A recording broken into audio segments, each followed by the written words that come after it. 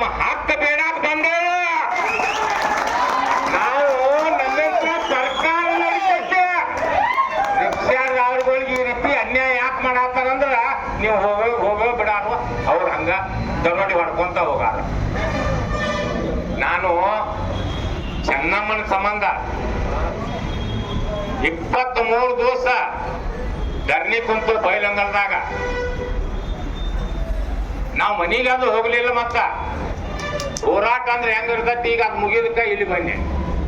ಇನ್ನು ಇಲ್ಲೂ ಸೆಡ್ ಬಡಿಬೇಕಂದ್ರೆ ನೀವು ಹೊಂಟಾರೆ ನಾಮ ಕೊಂಡ್ರಲ್ವ. ನಮ್ಮ ಊರಾಗ ಪಂಪ್ ಇಲ್ಲ, ಒಂದ ಏನೋ ಆಗೈತಿ LPG. ಮೊನ್ನೆ ಆ ಪಂಪ್ನ್ಯಾರಿಗೆ ನಮಗ ಒಂದ್ ಸ್ವಲ್ಪ ವಾಗ್ದಾದ.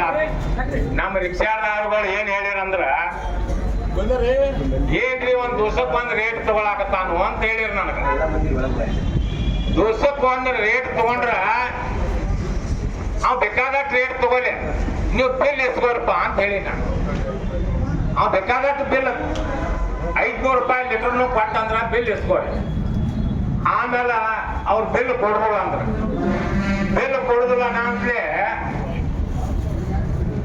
ನಾ ಏನಿ. ಮತ್ತಿದು ನೀವು ಡಕಾಯಿತರಾದ್ರಲ್ಲ ಅಣ್ಣ, ನೀವು ರಿಕ್ಷಾದಾರಗಳು ಪ್ರಾಮಾಣಿಕ ಪ್ರಯತ್ನ ಇದೆ. ರಿಕ್ಷಾದಾರಗಳು ನಮ್ಮ ರಿಕ್ಷಾದಾಗ ಕುಂಡ್ರಾರು ಅತಿ ಹೆಚ್ಚು ಅಂದ್ರೆ ಯಾರು? ವಯೋವೃದ್ಧರು, ಅಂಗವಿಕಲರು, ಆಮೇಲೆ ಗಂಭೀರ ಕಾಯಿಲೆ ಆದಾರು, ಇಂಥ ಸೇವಾ ನಾ ಮಾಡಾರ. ಮತ್ತು ನಮ್ಮನ್ನು ನೀವು ಡಕಾಯಿತ್ ಹೊಡಿತೀರ ಅಂದ್ರೆ ನೀವು ಇಂಟರ್ನ್ಯಾಷನಲ್ ತೊಡಗರು ಅಂತ ನಾ ಅನ್ನ. ಅದಕ್ಕ ಈಗ ಇನ್ನ ಇಲ್ಲಿಂದ ಹೋದ ಬಳಕೆ AC ಅವ್ರಿಂಬಾಲಿ ನಮ್ಮದು ಅವ್ರದ್ದು ಡಿಸ್ಕಷನ್ ಆಗೋದು.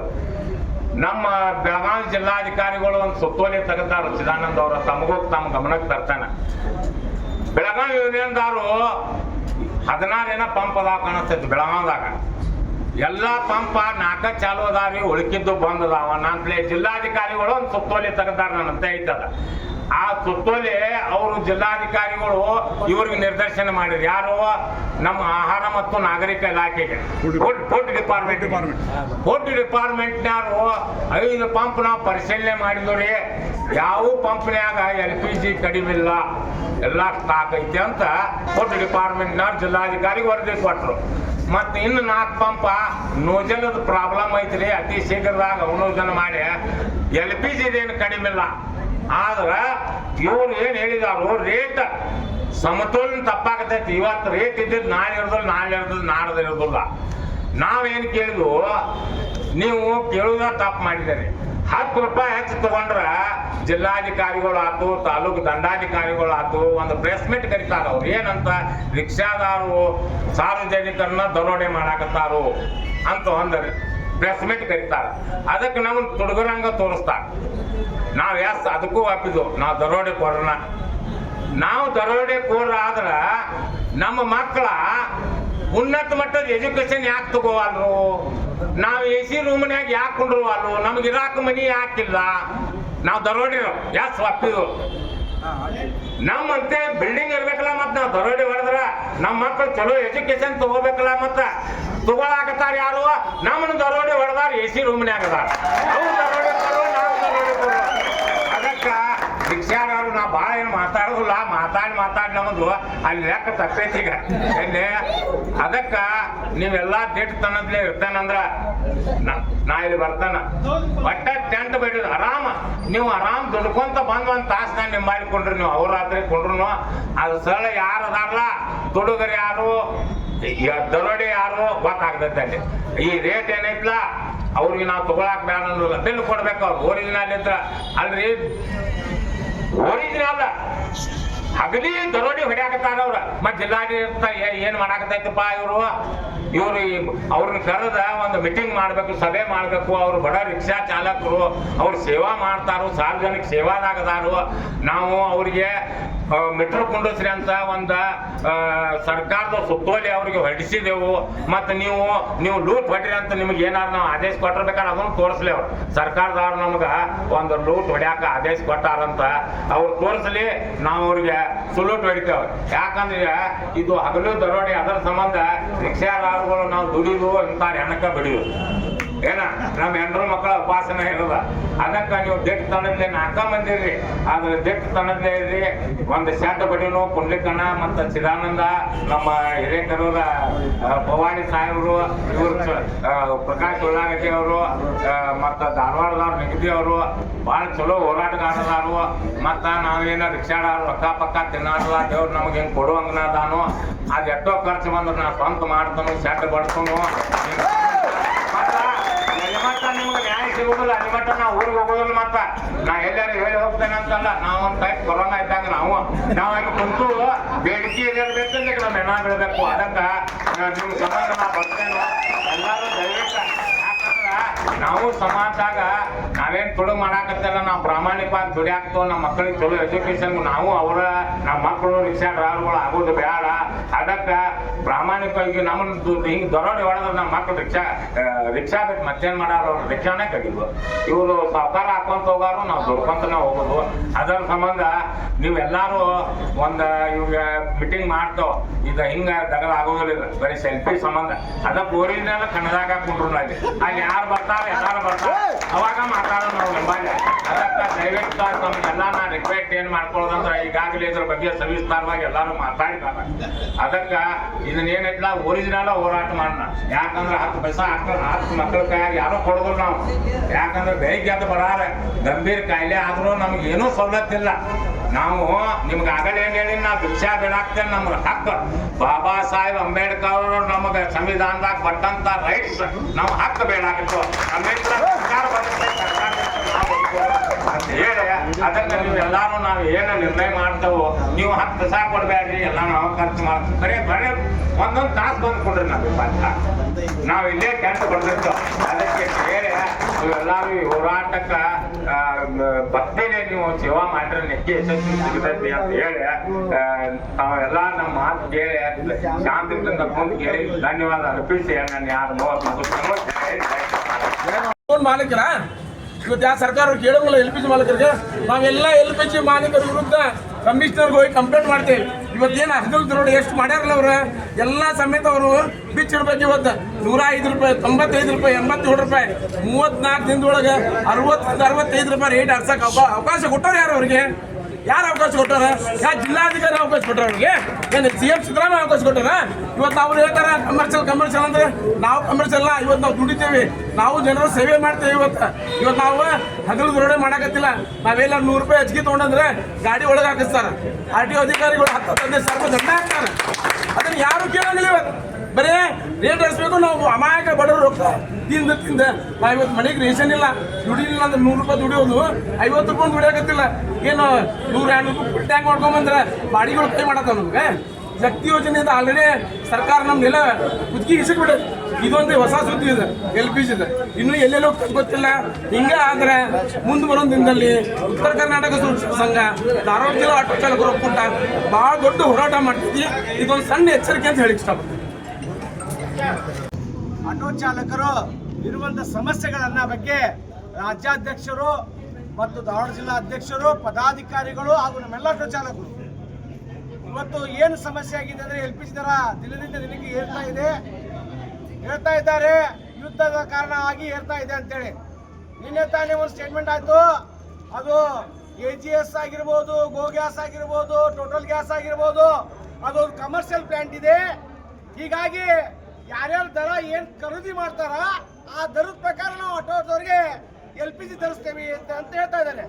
ಆದ್ರೆ ನಾವು ಧಾರವಾಡ ಜಿಲ್ಲಾಡಳಿತಕ್ಕೊಂದು ಬೇಡ್ಕೊಂತೇವೆ, ಇಡೀ ಧಾರವಾಡ ಜಿಲ್ಲಾ ಒಕ್ಕೂಟದಿಂದ ಒಂದೇ ದರ ನಿಗದಿಪಡಿಸಬೇಕು. ಒಂದೇ ದರವನ್ನು ನಿಗದಿಪಡಿಸಿ ಹೋದ್ರೆ ಮತ್ತು ನಾವು ಉಗ್ರವಾದ ಹೋರಾಟ ಮಾಡ್ತೇವೆ.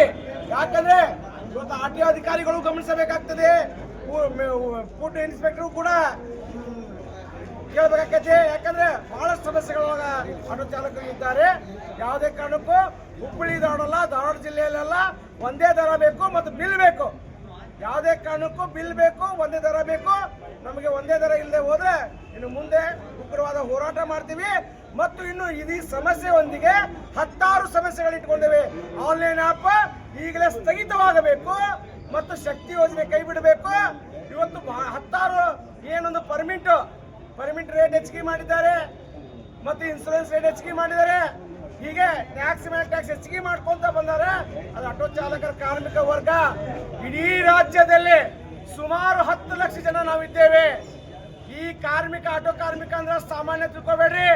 ಸರ್ಕಾರಕ್ಕೆ ಒಂದು ಎಚ್ಚರ ಕೊಡ್ತೇವೆ, ಈ ವಾಹಿನಿ ಮುಖಾಂತರ ನೀವು ಏನಾದರೂ ಆಟೋ ಚಾಲಕರ ಸಮಸ್ಯೆಗಳನ್ನು ಬಗೆಹರಿಸ್ತಾ ಹೋದ್ರೆ ಮುಂದೆ ಬರೋ ದಿನಗಳಲ್ಲಿ ಉಗ್ರವಾದ ಹೋರಾಟದೊಂದಿಗೆ ಮತ್ತೆ ರಾಜ್ಯಾಧ್ಯಕ್ಷರನ್ನು ನಾವು ಆಗುತ್ತೆ ಅಂತ ಹೇಳಿ ಸಂದರ್ಭ ಹೇಳ್ಕೊತೇನೆ.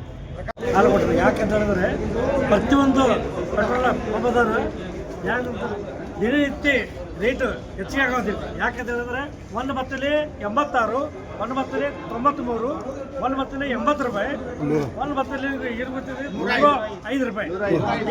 ಹಿಂಗೆಲ್ಲ ಇರಿಸ್ಕೊಂಡು ಹೋಗ್ಬಿಟ್ರೆ ನಮ್ಮ ಮಕ್ಕಳು ಎಲ್ಲಿ ಹೋಗ್ಬೇಕು?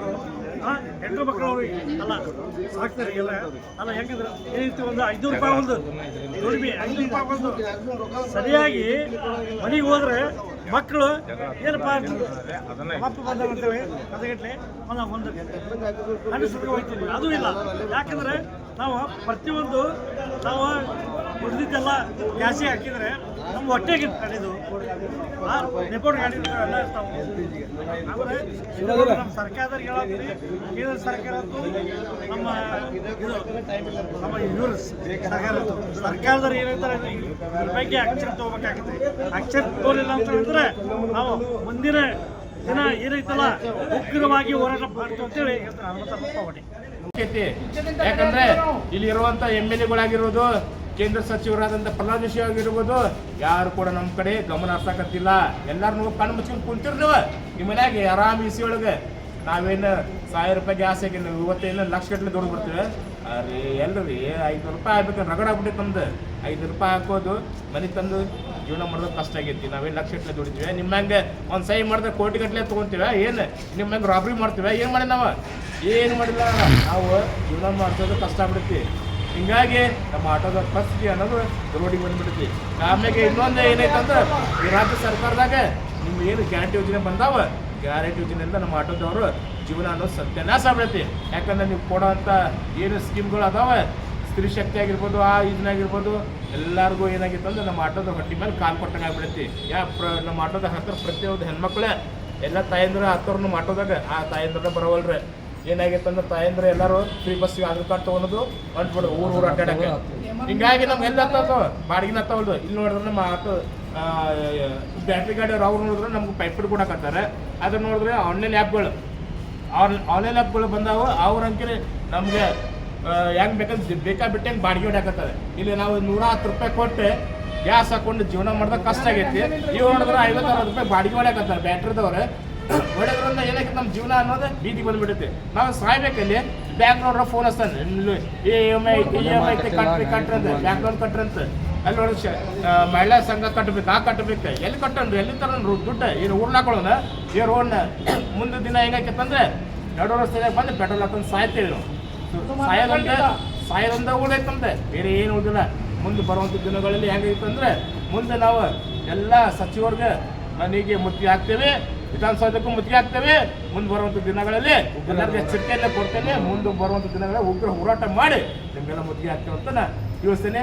ಮುಂದೆ ಆಟೋದವ್ರಿಗೆ ಏನಾರು ಆತರ ಅಂದ್ರೆ ಇವತ್ತು ಜವಾಬ್ದಾರರು. ಆಟೋದವ್ರ ಪರಿಸ್ಥಿತಿ ಹೆಂಗೈತಂದ್ರೆ ನಡು ರಸ್ತೆಯಾಗ ಬಂದು ಪೆಟ್ರೋಲ್ ಹಾಕೋದು ಸುರ್ಕೊಂಡು ಸಾಯಂತ ಪರಿಸ್ಥಿತಿ ಬಂದ್ಬಿಟ್ಟೈತಿ. ಇದರಲ್ಲಿಂದ ಇದಾಗಿ ಹಿಂಗಾಗಿ ತಕ್ಷಣ ಇದೆಲ್ಲ ಕ್ರಮ ತಗೊಂಡು DC ಅವ್ರು ಹೇಳ್ತಾರ, ಯಾರು ಭಯ ಪಡಕ್ಕೆ ಹೋಗ್ಬೇಡ್ರಿ, ಪ್ಯಾನಿಕ್ ಆಗಬೇಡ್ರಿ.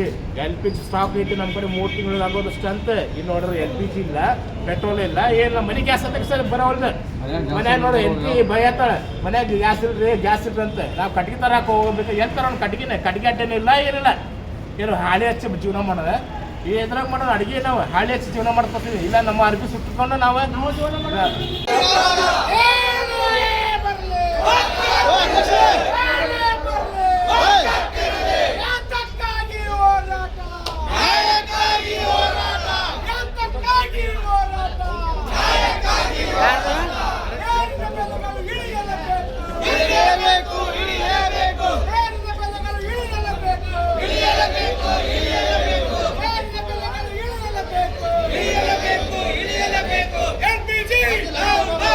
ಇಷ್ಟಕ್ಕೆ ಮುಗಿದಿಲ್ಲ ಅವರ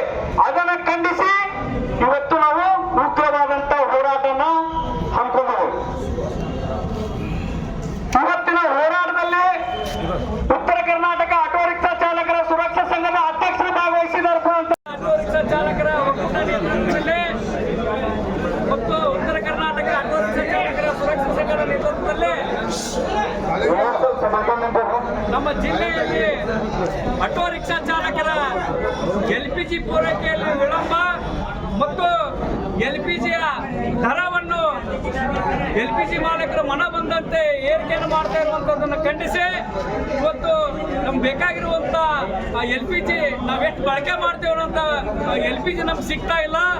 ಅದರಂತೆ ನಾವು ಇವತ್ತು ದುಡಿಮೆಯನ್ನು ಕಳ್ಕೊಂಡೇವೆ. ದುಡಿಮೆ ತಕ್ಕ ನಮಗೆ ಬೆಲೆ ಇಲ್ಲ. ಹಾಗಾಗಿ ಈಗೇನು ಏರಿದ ಬೆಲೆಗಳನ್ನ ಇಳಿಸಬೇಕು. ಇವತ್ತು ಒಂದು ಪಂಪ್ನಾಗ 90 ರೂಪಾಯಿ ಇದ್ರೆ ಒಂದು ಪಂಪ್ನಾಗ ಇವತ್ತಿಗೆ 110 ರೂಪಾಯಿ ಆಗಿದೆ. ಆ ಬೆಲೆಯನ್ನ ತಮ್ಮ ಮನಸ್ಸಿಚ್ಛೆ ಏರ್ಸಾಕತ್ತಾರ. ಆ ಜಿಲ್ಲಾಧಿಕಾರಿಗಳು, ಉಸ್ತುವಾರಿ ಸಚಿವರು, MP ಗಳು ಸೇರ್ಕೊಂಡು ಇದನ್ನ ಕಡಿವಾಣ ಹಾಕಿ ಕಡಿಮೆ ದರದಲ್ಲಿ ಆಟೋ ರಿಕ್ಷಾ ಚಾಲಕರಿಗೆ ಒಂದು LPG ಪೂರೈಸುವಂತ ವ್ಯವಸ್ಥೆನ ಮಾಡಬೇಕು. ಇಲ್ಲ ಹೋದ್ರೆ ನಮ್ಮ ಆಟೋ ರಿಕ್ಷಾ ಚಾಲಕರು ಬೀದಿಗೆ ಬರ್ತಾರ. ಇಲ್ಲ ಅಂದ್ರೆ ಸರ್ಕಾರದವರು ಕನಿಷ್ಠ ಏನಿದ್ರು ಒಬ್ಬ ಆಟೋ ರಿಕ್ಷಾ ಚಾಲಕರಿಗೆ 15,000 ರೂಪಾಯಿ ಅಂತ ಪರಿಹಾರ ಕೊಡುವಂತ ವ್ಯವಸ್ಥೆನ ಮಾಡಬೇಕಂತೇಳಿ ಇವತ್ತು ಮನವಿಯನ್ನು ನಾವು ಮಾನ್ಯ ತಹಸೀಲ್ದಾರ್ ಮೂಲಕ ನೀಡ್ತಾ ಇದ್ದೇವೆ.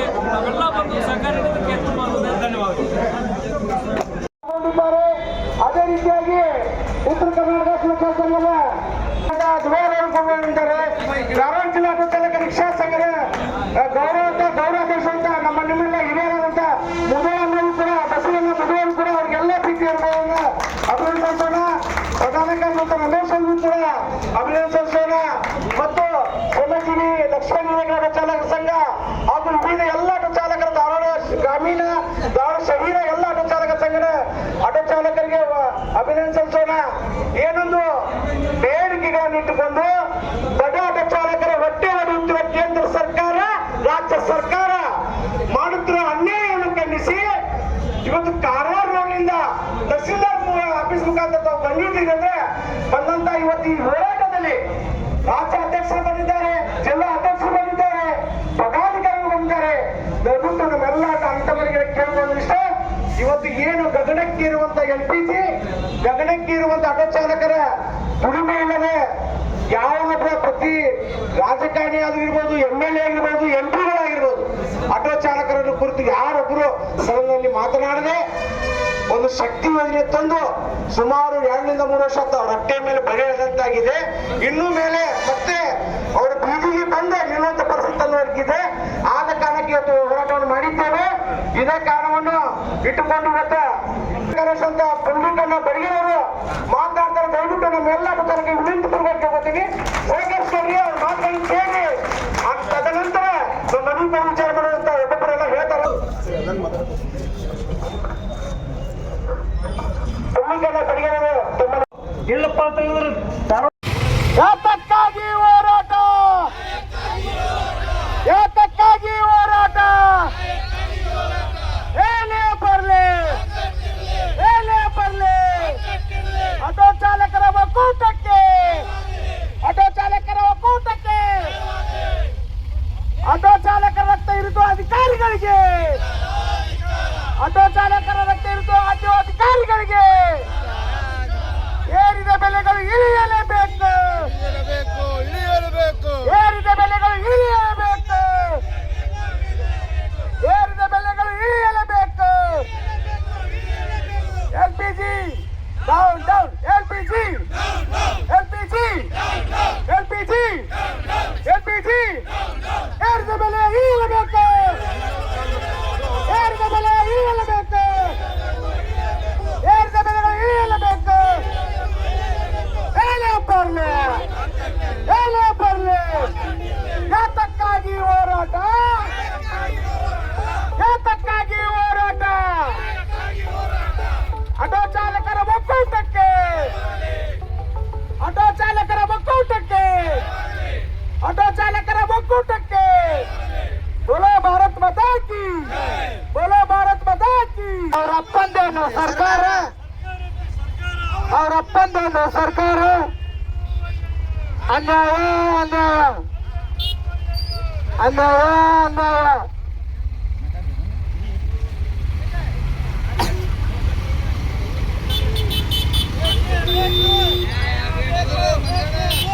ನ್ಯಾಯ ಬೇಕು, ಬಲ್ಲವರಿಗೆ ಹೋರಾಟ, ಬಲ್ಲವರಿಗೆ ಹೋರಾಟ.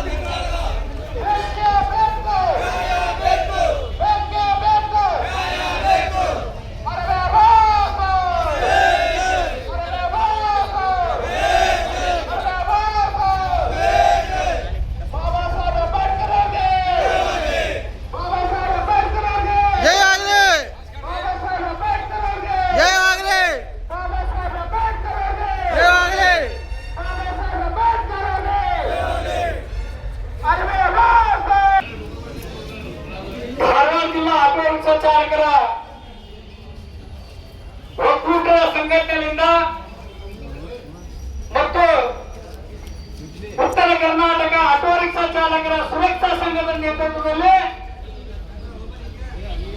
ಇವತ್ತು ಯುದ್ಧ ನಡೆದ ನೆಪದಲ್ಲಿ ನಮ್ಮ ದೇಶದಲ್ಲ, ನಮ್ಮ ಕರ್ನಾಟಕದ ಎಲ್ಲ ರಾಜ್ಯದಲ್ಲೂ ಕೂಡ ಅಹೋರಾತ್ರಿ 28 ದಿನ ಸತ್ಯಾಗ್ರಹ ಮಾಡಿ ಆ ಹೋರಾಟವನ್ನು ಯಶಸ್ವಿ ಮಾಡಿ